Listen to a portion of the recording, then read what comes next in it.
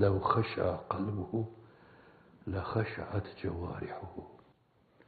Kalbinde haşyet olsa bütün âzâ-u cevarih derdi eskiler. Âzâ-u cevarihine akseder. Öyle olmalı. Tir tir titremeli Allah karşısında. Ta öbür tarafta onun karşısında veballerimizin altında ezilirken tir tir titremeyelim. İnsanlar bir kere tir tir titrerler. Burada onu yapmış, geçirmişlerse öbür tarafta titreme hakkını dünyada kullanmış sayılırlar. Kutsi hadis, la ecma'u beyne emneyn ve la ecma'u beyne havfeyn. İki emniyeti birden vermem, iki korkuyu da birden vermem. Hayatlarını mehafet ve muhabbet hissiyle yaşamış, hep Allah karşısında tir tir ömürlerini geçirmişlerse, öbür tarafta onlara bir emniyet ortamı, atmosferi oluştururum.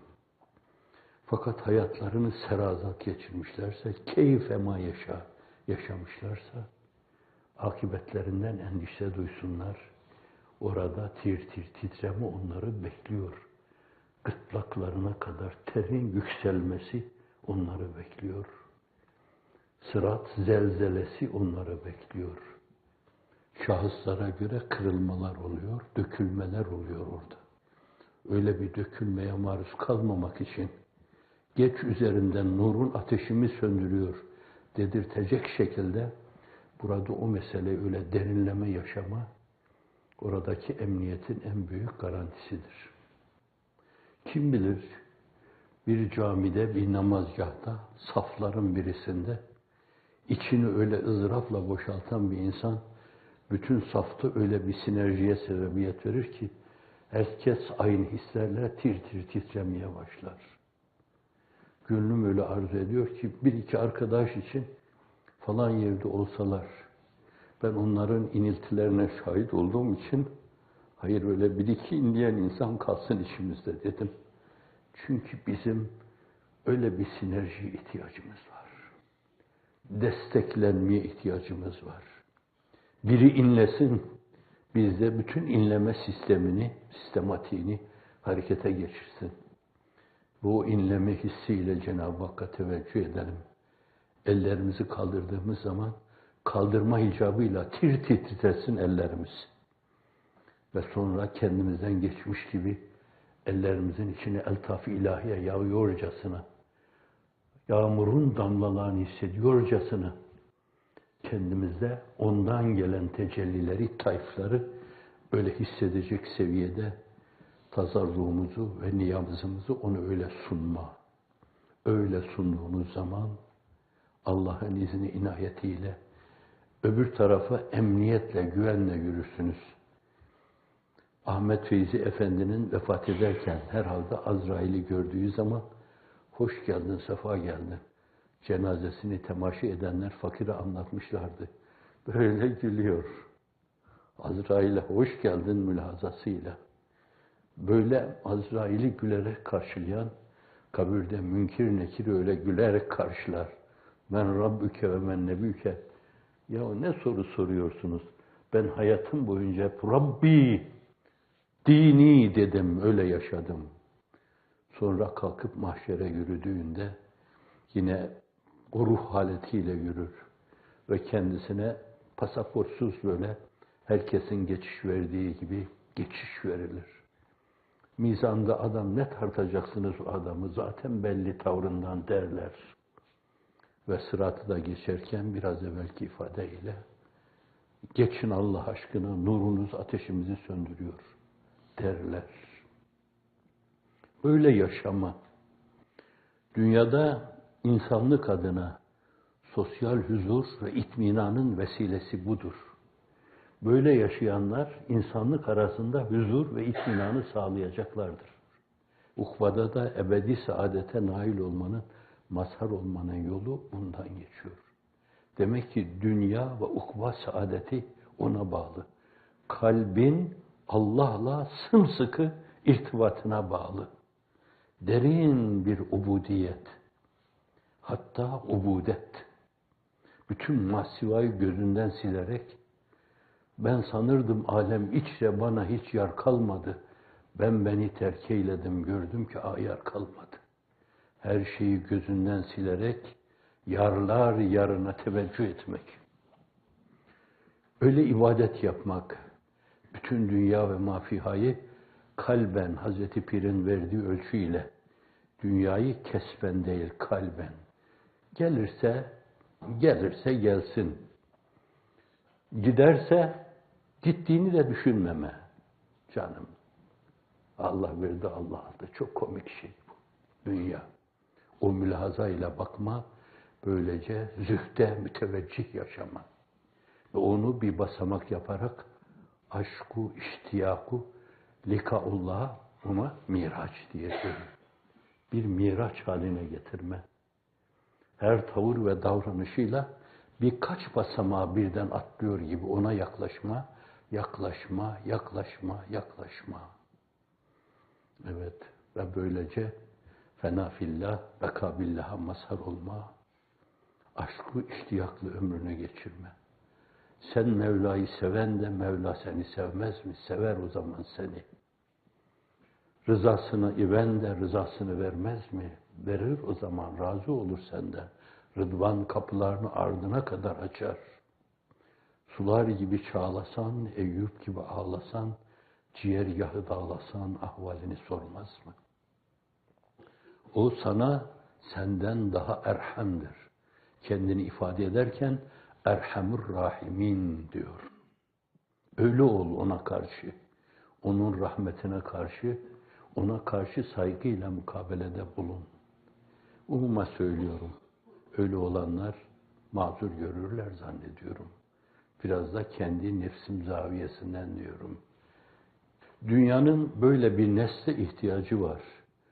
O Hazret'in gayeyi hayal haline getirdiği nesli cedid de işte bu nesildir. Ey mezarı mütarik bedbahtlar! Yani kalpsiz ve ruhsuz yaşayanlar, ölüler gibi hareket edenler, kadavralar gibi hareket edenler. Çekilin, gelen neslin önünde durmayın. Ta kainat üzerinde hakaiki Kur'aniyeyi temevvüç saz edecek olan nesli cedid gelsin, cedid. İn yeşe yüzhibkum ve ye'ti bi halqin cedid. Siz pörsüyünce, solunca, hazan yemiş yapraklar gibi sararınca Allah dinini boşlukta bırakmaz. Mutlaka bir nesli cedid, yeni bir mücedditle insanlara yeni bir nefha, İsrafil suru gibi üfler. Yeni bir diriliş. Eski ifadesiyle Üstad Necip Fazıl o tabiri kullanılırdı. Bâsu bâdel mevti ihsan eder. Diriliş. Öyle bir diriliş. Kainat üzerinde hakaiki Kur'aniyeyi temevvüç saz edecek olan nesli cedid gelsin. Bu duygularla insan oturup kalkınca zannediyorum kalbinde, vicdanında kine, nefrete, gayza, hasede, çekememezliğe yer kalmaz. Kalp böyle ulvi duygularla dolup taşınca dolmuş şeye bir şey dolduramazsınız. Akif ifadesiyle bardak lebriz olmuş taşıyorsa ne dökeceksiniz onun içine?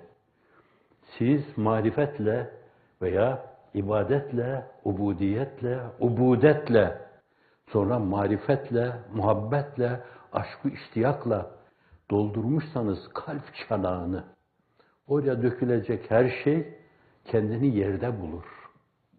Taşar gider. Hiçbir şey orada oturacak bir yer bulamaz.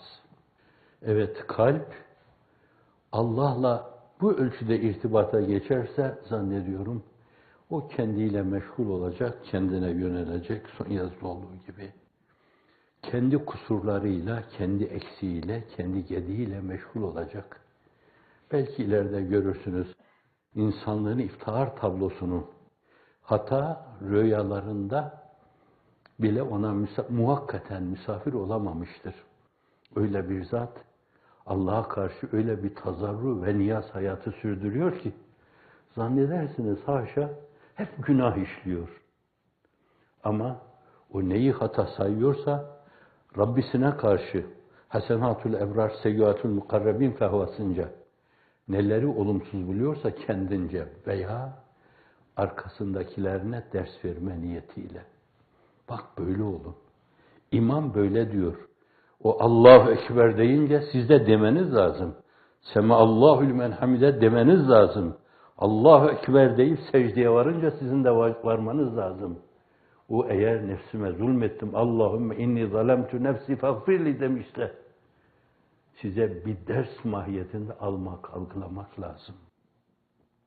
İnsan böylece kendiyle meşgul olunca, zannediyorum başkalarıyla meşgul olmaz. Hatta en zalimlerle bile. Onların yaptığı kötülükler yer yer, cismaniyetimizin tesirinde kaldığımız, kendi duygu ve düşüncelerimizin tesirinde kaldığımız zaman içimizde bir yara yapabilir. Evet, yine İzzet Molla'nın ifadesi, ben usanmam gözümün nuru cefadan ama ne de olmasa cefadan usanır, candır bu. Bir mızrak yiyorsun, canım of demeden devrilmek olmaz yani. Bu tabiatımızın muktezası. Ama bunların hepsini gelip geçici kabul etmek, onlar karakterlerinin gereğini yaptılar. Şenaat, numarası, durubu onlara uyan bir urba gibi kafalarına geçirmişler. Başka türlü bir şey yapmaları mümkün değil. Ama senin gibi Allah'a inananlara düşünen şey bence Allah'a dayan, saye sarıl, hikmete ram ol. Yol varsa budur, bilmiyorum, başka çıkar yol. Ruhun şad olsun Akif. Allah'a dayan, saye sarıl, hikmete ram ol. Yaptığın her şey aklın, mantığın, muhakemeyi selimenin kabul edebileceği türden olsun. Daha doğrusu belki bütün insanlık mantığı ona karşı evet diyeceği tavırlar ve davranışlar sergileyin. Humanistlerin önünde humanistçe davranın. İmrendirin alemi. Bu nasıl bir din böyle? İmrendirici bir şey. Vallahi biz çok ütopya okuduk ama fakat böylesine bir toplumu, böylesine bir cemaati görmedik. Bunlar yok gibi varlar. Yok olmuş, daha doğrusu yok olmakla gerçek varlığa ermişler. İmrendirici olmak bu mevzuda. O da halk şairi, hak dostu, Resulullah dostu Yunus Emre'nin ifadesi. Dövene elsiz, sövene dilsiz, derviş gönülsüz gerek. Evet, mesele o. Yıkanlar hatırına şadımı ya Rab şad olsun. Benim için namurad olsun diyenler bermurad olsun. Nevresi kadim. Hatırımı yıkanlar benim şad olsunlar. Benim için namurad olsun diyenler bermurad olsunlar. Siz sürekli bu meselenin korusunu oluşturur. Gürül gürül her yerde bunu ifade ederseniz, bugün olmasa yarın bütün vicdanlar size teveccüh edecek. Bugün güçlü gibi görünen o ekip, o kadro, o zaleme'ü, fecere'ü, kefere, bunlar ettiklerine nadimü pişman olup gelecekler. Allah'ın huzuruna gittiklerinde de bize bir müddet daha ver de sana doğru kulluk yapalım. Hayır, siz yine aynı şeyi yapacaksınız, cevabını alacaklar Allah'tan. Mahşerde aynı şeyi dillendirecek, aynı cevabı alacaklar. Onlar kendi o karanlık akıbetlerini hazırlıyorlar. Siz aydınlık ve akibete namzetsiniz. Ve o yolun bir kısmını da Allah size yürüttü. Hem köylanlar gibi koşturdu Allah'ın izni inayetiyle, onun inayetiyle. Kema yenbagî li celâli veçhi ve azameti saltanatihi ve rububiyetihi ve hikmetihi ve rahmaniyetihi ve rahimiyetihi. O yolun bir miktarında size yürüttü. Kendine layık şekilde imkanlar bahşeyledi. Bence yarı yolda işi bırakmamak lazım. Üzerimize geldiler, baskılar kurdular, bizi dünyevi bazı şeylerden mahrum ettiler. Farkında değiliz. Onlar esasen kendilerini mahrum edilmemesi gerekli olan öyle bir şeyden mahrum ediyorlar ki ebedi husranu, cennetten mahrum ediyorlar, rıdvandan mahrum ediyorlar. Cennetin binlerce senesi bir dakika rüyeti cemaline mukabil gelmeyen Cenab-ı Hakk'ın cemali bah kemalini temaşa etmeden mahrum ediyorlar. Hazreti Resulü Zişan'la sallallahu aleyhi ve sellem aynı sofrada, aynı tabağa kaşık çalmadan kendilerini mahrum ediyorlar. İsterse 50 defa biz Müslümanız, İslamca idare peşindeyiz desinler. Zulmeden o duygu, o düşünceden fersah fersah uzak. Onlar karakterlerinin gereğini sergilesin, kendi çirkinliklerini, kendi şenaetlerini, denaetlerini, mesavilerini, maasilerini ortaya koysunlar. Sen de mahasinini, İmam Gazali ifadesiyle onlar mühlikatları ortaya döksünler, kendilerini helak edecek şeyleri. Sense münciyatla irtibatını devam ettirerek o tavrını ortaya koyacaksın. Ve böylece Hazreti Pir'in ifadesiyle o kötülükleri bile senin için bir kısım şeyleri arındırıcı kabul ederek güzel göreceksin. Güzel gören güzel düşünür, güzel düşünen hayatından lezzet alır. Hayattan lezzet almak istiyorsan Hazreti Pir'in bu beyanıyla bu hışım, bu haset, bu kıskançlık, bu üzerimize ifritçe gelme, bu da bizim hakkımızda hayırlıdır. Yine aklıma gelenleri mırıldanıyorum Yunus'un sözüyle. Gelse celalinden cefa, yahut cemalinden vefa, ikisi de cana sefa, lütfunda hoş, kahrında hoş. Senden hem o hoş, hem bu hoş bazıları der. Senden hem o hoş, hem bu hoş. Evet, her şeyi böyle hoş karşılayan, mutlaka o musibetlerin de bir hikmeti vücudu vardır. Bizi arınma kurnalarında arındırıyor gibi bir şeyse, bir faktörse, bir sebepse bence bu defa kimseye gönül koymamalı. Belki bu kötülükleri yapan fırak-ı dâlleye, zalemeye, zalimlere demek, fücur yapanlara, kendilerini bohemliğe salmış olanlara, saltanatla başları dönmüş, bakışları bulanmış olanlara, Allah'ın bahtına düştük. Onları da hidayet eyle. İhdine sıratel müstakim, sıratellezine en'amte aleyhim. Ondan onlara nasip lütfeyle. İnsanlığa giden yolları göster. Yoksa bir yönüyle hiç farkına varmadan dünya çapında kendilerini iç içe mütedahil halkalar halinde musibetler, belalar, yokluklar sarmalı içinde bulacaklar. Ve dolayısıyla da hiçbir işlerinde isabet edemeyecekler. Her adımlarında yeni bir falso yapacaklar. Yeni bir rezalete imza atacaklar. Dünyanın yeni bir parçasının onlardan kopmasına sebep olacaklar.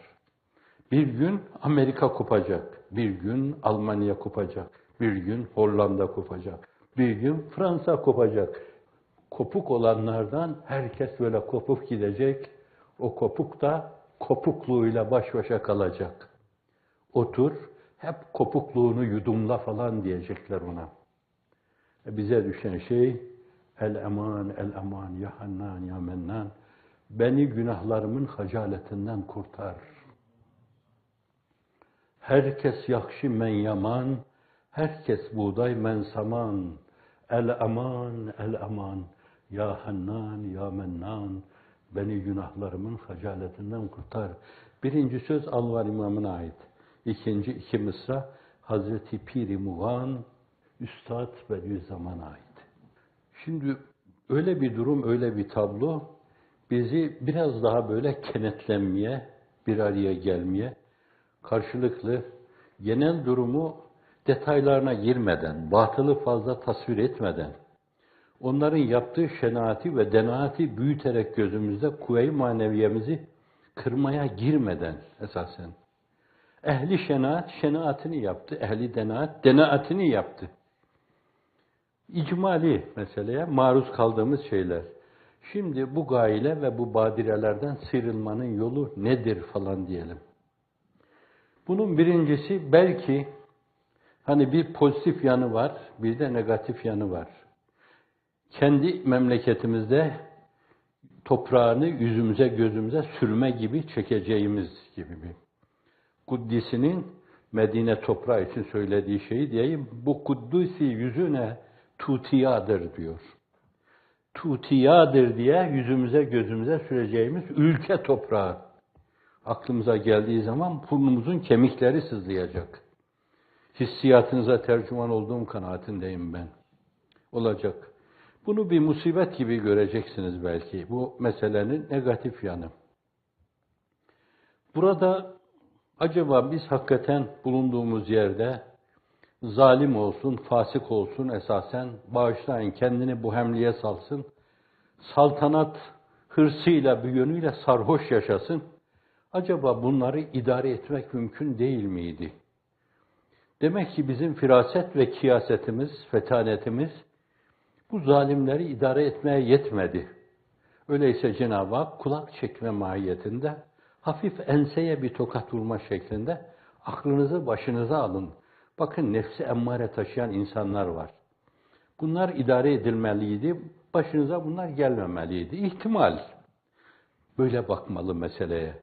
Demek ki biz orada birilerini, Efendimiz sallallahu aleyhi ve sellem bir yönüyle Hayber fethine kadar esas o zaman ihanet etti. O gün o mukaveleye, Medine mukavelesine imza atan insanlar ihanet ettiler. Kureyze, Nadir, Kaynuka ve sonra da Hayber.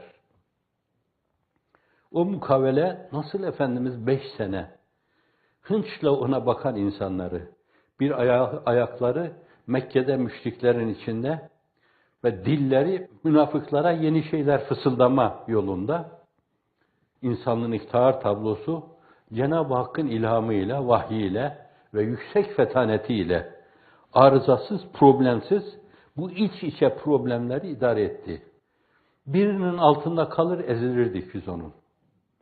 Bence o firaset ve o kiyasetle problemler işte halledilseydi, bu insanlar bu hışımla belki gelmezdi demeli. Öyle midir, değil midir? Mülahaza dairesi açık. Siz değerlendirin. Acabaya bağlı. Acaba bazen, özür dilerim, zoolojiden bir misal vereceğim de, birisi 2 tane arslan, ben televizyonda seyrettim. Birisi 2 tane arslan yavrusunu alıyor ormanda, besliyor bunları. Sonra kendi kendilerini idare edecek duruma gelince, sonra götürüp ormana salıyor. Büyüyor orada kocaman. Pençesiyle ezecek, parçalayacak hale geliyorlar. Sonra bir gün bu şeyi yapan insan, o iyiliği yapan insan ormana gidiyor. Onların bulunduğu, dolaştığı yerlere gidiyor. Gözümle gördüm yani bunu. Arslanlar geliyor, sarılıyor buna, yüzünü gözünü yalıyorlar. Evet, hayvan insanlığa karşı insanca davranıyor. Ve bir kurdun bir başkasına böyle yardım ettiğine şahit oldum. Bir kurdun, o sesini yükseltip bağırınca, o da ulumasıyla ona iştirak ediyor. Koru olsun diyor burada. Meseleye böyle bakınca, onu biraz kendi açığımıza bağlamak lazım. Tekrar ediyorum, acaba ile. İkincisi, İnsan olarak hatalarımız olmuştur. Cenab-ı Hak bizi sırat-ı müstakime hidayet buyurdu. Sadece insan olarak yaratma lütfuyla bırakmadı. İnsanı mümin yaptı. O bizi mümin yapmasaydı, öyle bir ortamda neşet etmeseydik, öyle bir ortamda neşet edenlerin çoğu dinden çıktı, diyanetten çıktı, diyanet düşmanı oldu. Bizi böyle tutması, böyle koruması, böyle muhafaza etmesi, öyle nimetlerdir ki yapacağımız ibadetler hiçbirisi ona şükür mahiyetinde mukabil olamaz. Acaba Cenab-ı Hakk'ın üzerimizdeki eltaf-ı sübhaniyesine göre biz orada kulluğumuzu yaptık mı? Demek ki kusurumuz oldu demeli, nefis muhasebesi, kendimizle yüzleşme, insanlığın iftihar tablosu işaret ettim ona. Tafsilatını görsünler. Yine hafif enseden bir tokat. Lemhalardaki şefkat tokatlarını hatırlayıp Hazreti Pir ilk defada kendisinin yedim zannettiği şefkat tokatlarından bahsediyor.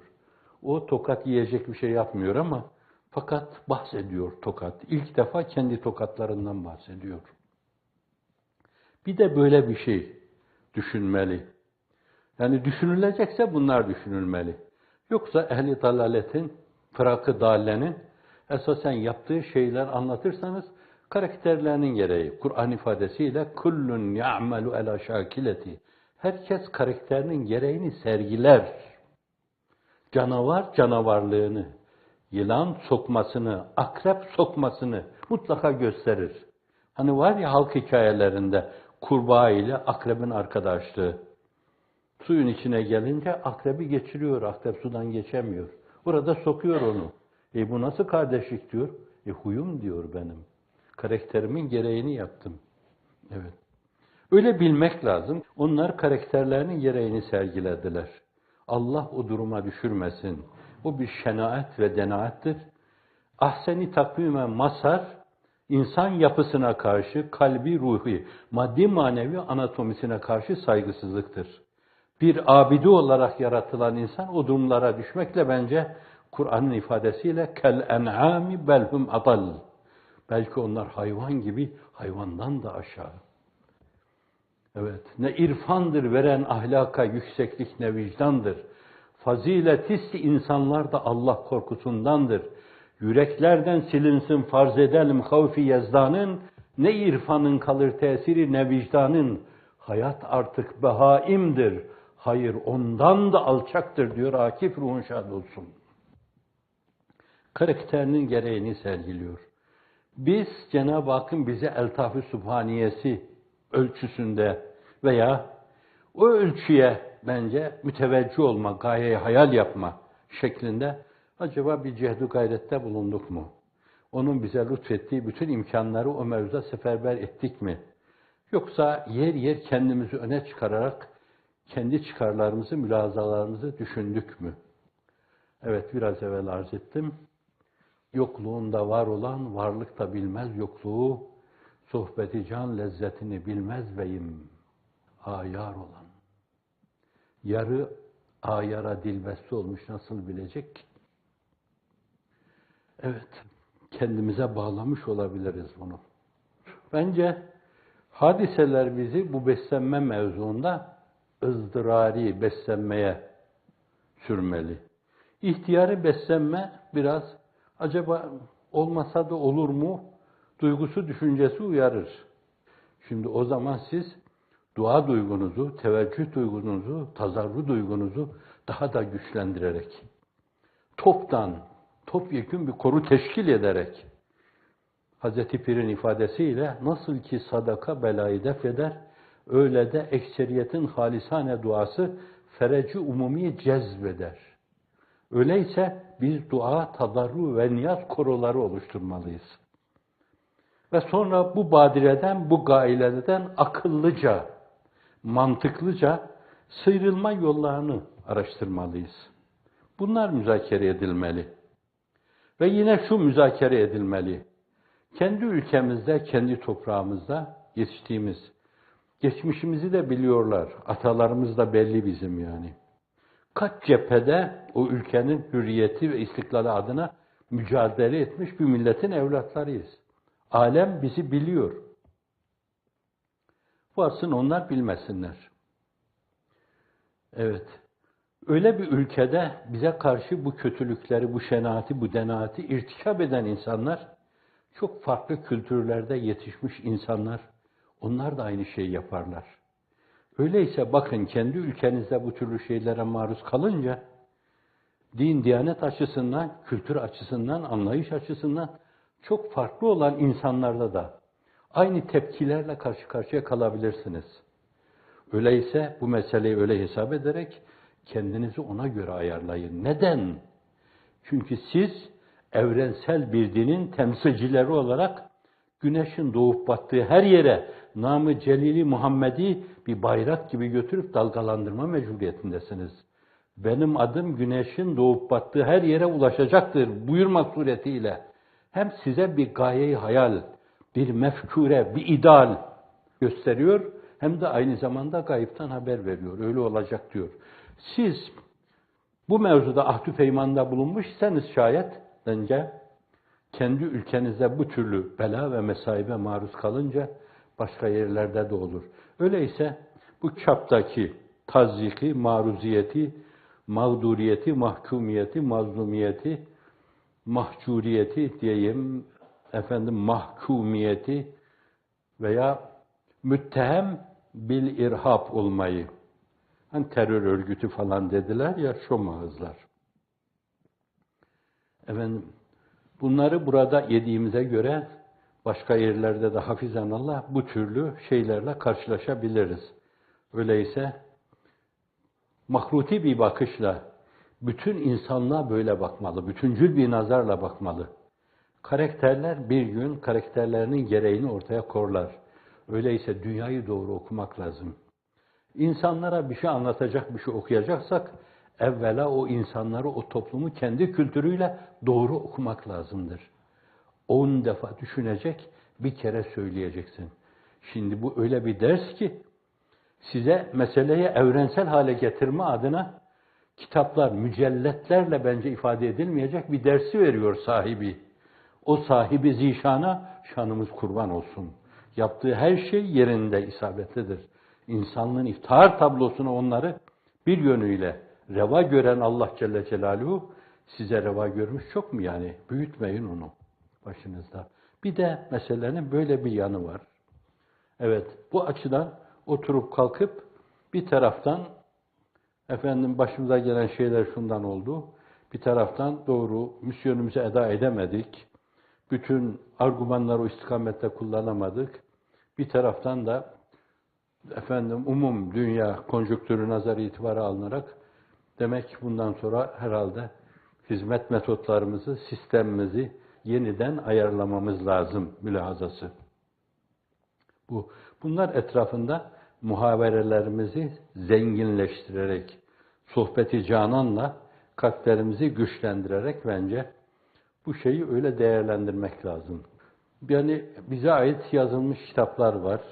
Kitap sünnet var başta. O kitap sünnetin çağlara göre değişik yorumlarını, bırakılan uçları değerlendiren müştehid-i nizam, müceddid-i ifham var. Çağa göre kitapta, sünnette bırakılmış uçlar vardır. Bu uçlar içtihada, istinbada, istihraca, tercihe dayalı bir kısım açıklamalar ister. Haşiyeler, şerhler ister. Bunu da o müştehid-i nizam, ulema-i salihin, evliya, asfiye, ebrar ve mukarrebin, hususiyle müceddid-i nizam, Ömer bin Abdülazizler, Hazreti Gazzaliler, İmam Rabbaniler, Şahi Geylaniler, Muhammed Bahavuddin Nakşibendiler, Mustafa Bekri'ni Sıddikiler veya Ehl-i Beyt imamları, İmam Zeydler, İmam Cafer-ü Sadıklar, onlar bir yönüyle yeniden sönmek üzere olan o muma yeni bir güç, yeni bir kuvvet, yeni bir enerji veya yeni bir sinerjiye sebebiyet vermek suretiyle yeni bir canlılık sergilemişler, yeni bir diriliş ortaya koymuşlar Allah'ın izni inayetiyle. Bu kitapları müzakere mevzu yaparak müzakere etmek lazım. Çağımızda yazılan şeyleri bir araya getirerek müzakere etmek suretiyle kendimizi yenilenmemiz lazım.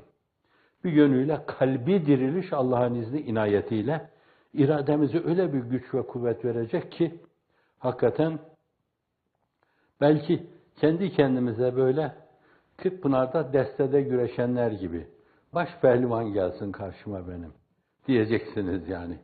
Benim karşıma baş pehlivanlar gelsin filan.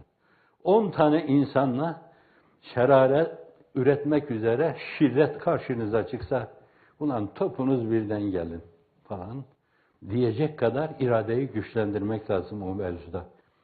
Allah'ın o mevzudaki havl ve kuvvetine güvenmek lazım. Ve her zaman virdi zebanımız teberre'na min havlina ve kuvvetina veltece'na ila havlike ve kuvvetike ya erhamer rahimin. Kendi havl ve kuvvetimizden teberri ediyor.